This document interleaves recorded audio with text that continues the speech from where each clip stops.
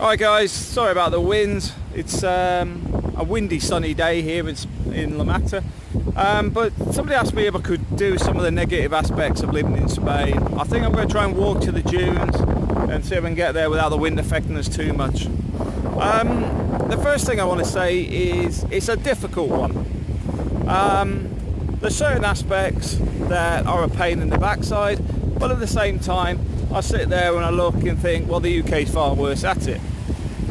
Dealing with immigration paperwork here, it's a pain in the backside, but at the same time it's far worse in the UK. So how can I grumble about it? Because one of the reasons we moved here is quite simply I'm looking at wanting to get out of the work realms in the next decade and just pottering around. And at the same time, we went to the UK. I really don't trust the Home Office or any of the other entities involved related to immigration, because obviously my wife and kids are from the Philippines. Spain was a better option. Spain, although they have their bureaucracy, they are more pro-immigration, and at the same time they're not giving you anything for free, which is the main problem the UK really has, is it gives far too much out.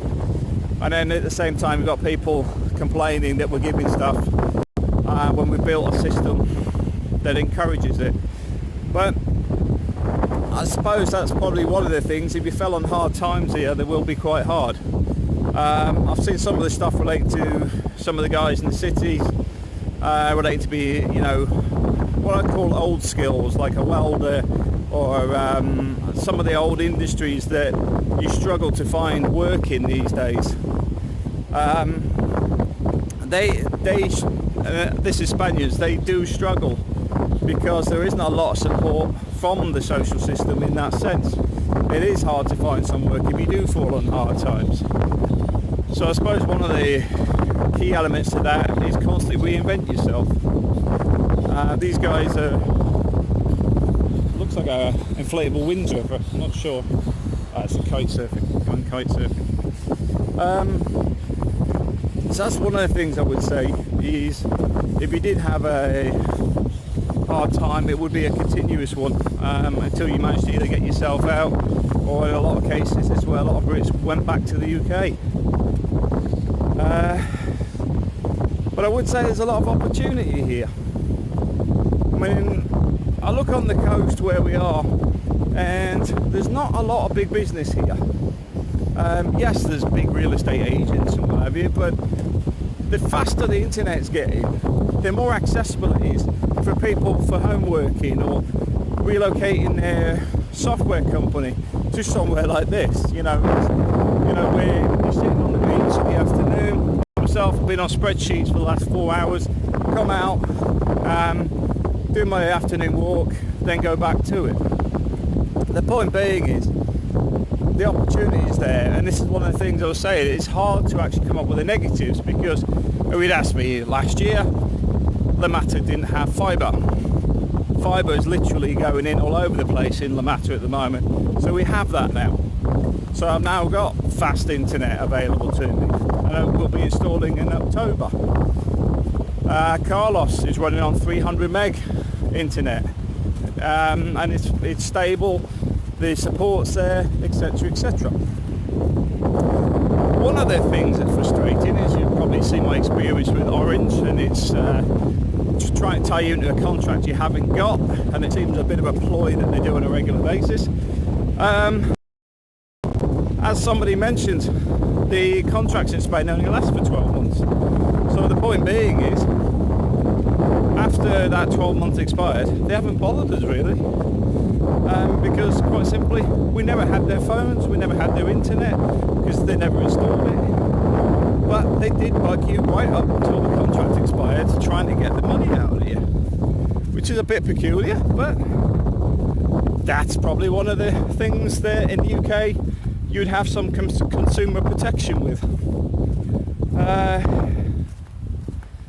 But weather-wise, fantastic. Food-wise, fantastic. I suppose one of the things that is a bit of a problem if you ever moved on to one. It's one of the urbanisations where they're like little brick towns. A lot of time the infrastructure isn't developed, especially if it's sort of like at the height of the housing boom, and then suddenly it all went pop, because we were looking at one with Maureen recently, and there's land allocated for shops and whatever, but now they're looking to convert those shops into houses, and that's one of the big problems. There's a lack of infrastructure in some areas. I don't know if Quesada have got one now, but they were sort of requesting an ambulance for Quesada because quite a large population, but I don't think it's got any ambulance station there. I haven't seen a clinic either, but I suppose that's the problem when they go for the land that's cheaper a bit further out, buying up off these landowners, that you can end up in the middle of nowhere. And don't start arguing with me about living in Quesada and it's not the middle of nowhere. I'm talking about there's a lot of developments that are simply just out there. You know, they're just at the end of a road somewhere. And then the other thing is you do get different landowners, and you will see this around Spain, where the road suddenly ends because this landowner decides that he doesn't want the road through his land or whatever, so the road sort of just stops. And you'll see that on some of the urbanisations. School-wise, can't grumble. Kids have a good time at school. Accessibility. Spain's a big country, and this is one of the things I do want to stress to people when they go, "Oh, it looks so arid here." You know what? Spain's a big country. There's lots of places you can go. The train access is good from Alicante, for us here. The bus services are accessible from the bus station in Torrevieja, can take us to Madrid, can take us all over the place. Road access is very good. This negative video ain't really becoming that negative, is it? Because I can't think of that much stuff. Going self-employed, not difficult, but I do think the fees on it are quite high, but there is other ways around that. Because I was talking to some friends of ours that own a business here, and they pay a fixed amount every month, but whether the business is busy or not, they just pay the same amount. So I assume if their business is doing very well, it ain't costing them any extra. So from that point of view, that's the upside of it. The downside is when you're trying to start, they do let you phase it in over time, but when you're trying to start, it can be quite a big fee, because when you're paying for your accountant's fees, which are €30 a month, plus the autonomo money, which is for your healthcare, your pension fund, etc., it can be a bit of a strain. But I sit there and think, you know what, in the UK, I think it was £12 a week I used to pay anyway. So, and then when I'm working in the UK, I sit there and think 40% of my income is automatically taken by the taxman. So is it really that bad? And the answer is no, because I can run more on the expenses from Spain. Spain's actually a lot more flexible. It's a bit like when people talk about high unemployment. Nearly every bar here has staff that I'm aware of, and from my personal point of view, I do stress that as a disclaimer, a lot of staff that aren't signed up on the social security system, not signed up on the tax system, not signed on cash in hand. There's a lot of black market people working here. There's a lot of people I know that run house lets and other things and have done for 18, 20 years and not in the system.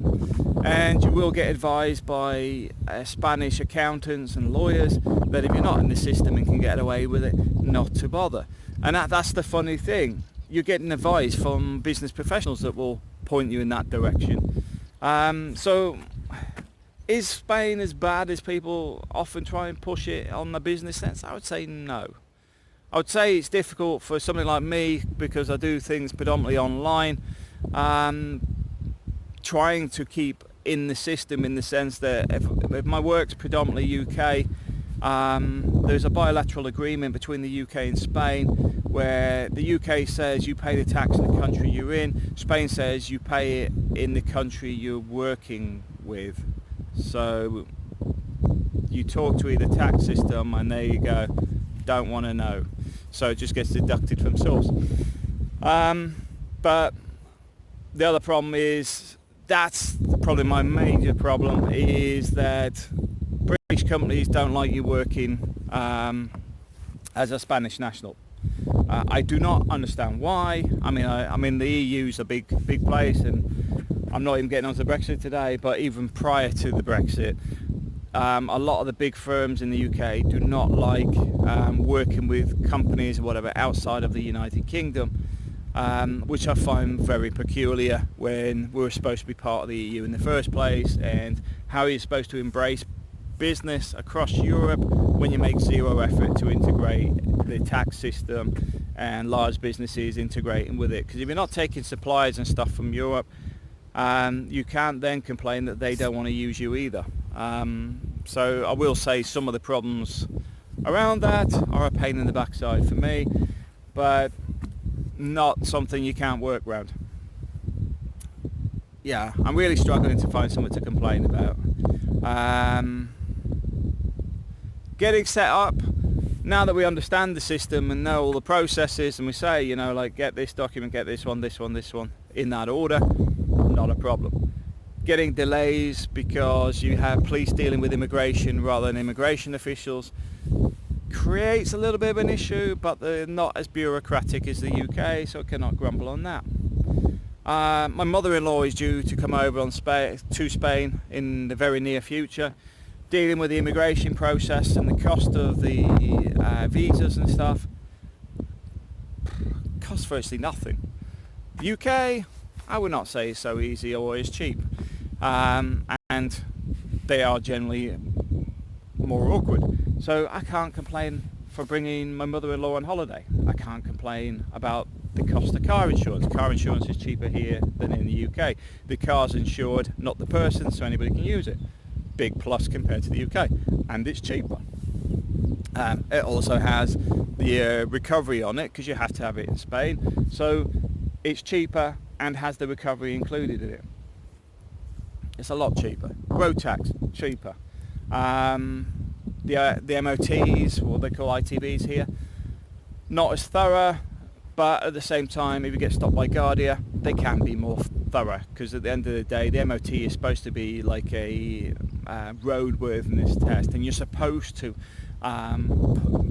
make sure you do all these road checks yourself on a regular basis that nobody does in the UK. But the point is, they've used the MOT in the UK as a tax grab, when in fact you should be responsible for your vehicle all year round. But let's not get into that. ITV here is basically, is it roadworthy, tyres okay, lights, etc, etc. It's fine. Doesn't mean you can't get stopped by the Guardia and they fail you on something else. No problem with that, because you're in charge of the vehicle. But it's giving you the responsibility. It's not making the government responsible for your actions.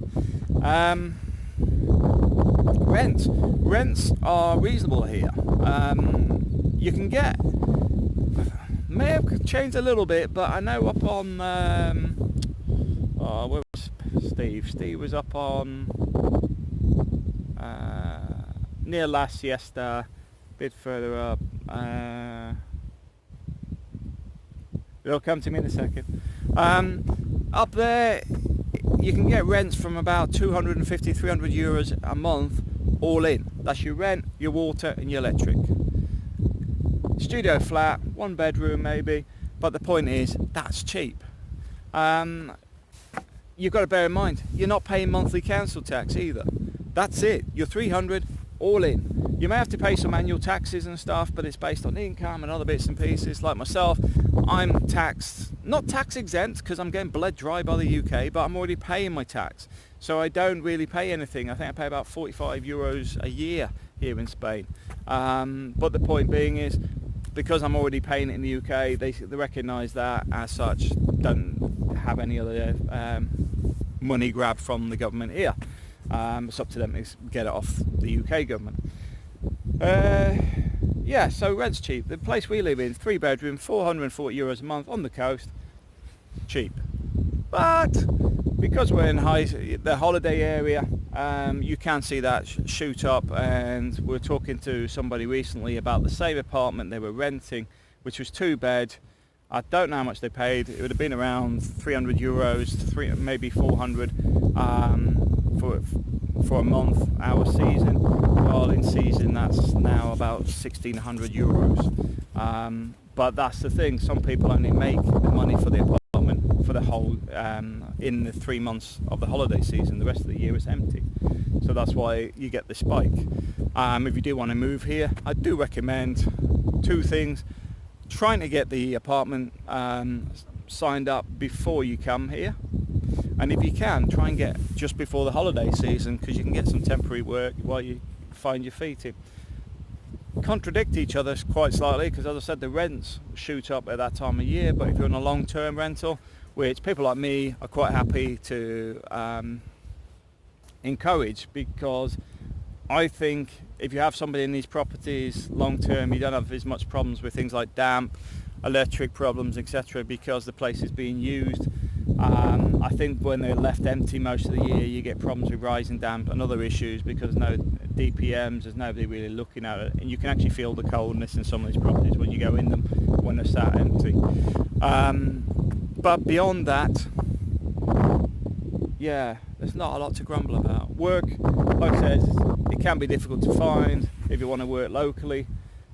At the same time, the wages are quite low as well. But then I look and balance it with quality of life. And even, there's a guy that I talked about his video before, who works at McDonald's. As he says, he pays, I think it's 240 euros a month for his rent all in. Now, I'm not being funny, he's probably earning about 700 to 900 euros a month. So his electric, water and rent is taken care of in, what's that, about a third of his income. So the only thing he's got is his food and whatever he wants to do with the rest of the money. He's actually got some spare cash. And in many cases in the UK, he's actually got more cash than a lot of other people, simply because the cost of living on everything else is relatively cheap. And then you've got everything else on the doorstep. You can, as you see the guy kite surfing down here, but you can go jet skiing, you can go jet boating, you can hire a yacht, you can do so many things because we're on the coast. You've got horse trekking, you've got quad biking, you've got go-karting, you've got just walking and hiking through the dunes and across the nature park. And I can't think of anything to grumble about. Food's fantastic. And I do see people complain about, it's too much processed food in the supermarkets, but a lot of people don't really bother with it. The Spanish make a thing about eating out. Because socially, they're not people that bring people around to the house. It's about going out together. You'll say, I'll meet you at the plaza. You go sit and have tea at the plaza and stuff. It's not about, let's come round and we'll sit and chat at the house. It's about going out. In this environment, why wouldn't you? So a lot of people do eat out more and they do drink out more. And I do think, when you're paying, I think it's €1.50 cookies for a cup of tea or coffee, and you get a slice of cake from it, and it's real tea or coffee. I've got to admit, I'm not a fan of the American branded ones, which are caramel this, caramel that. It's not coffee. But the point being is what, €3.60, €3.60, £3.60, whatever, when you can get $1.50, sat on the beach, relaxing, sitting with your friends, and you can get a cake thrown in. I can't complain. Some people complain about the cost of food. It's expensive to eat out every day. It's expensive to eat out every day most places, but it also depends what you're eating. You can have tapas relatively cheap, and if you think it's too expensive here, here's a little bit of a tip. You're right on the coast here. If you go to Quesada, there's a place called the Halfway House. Pretty cheap on its food.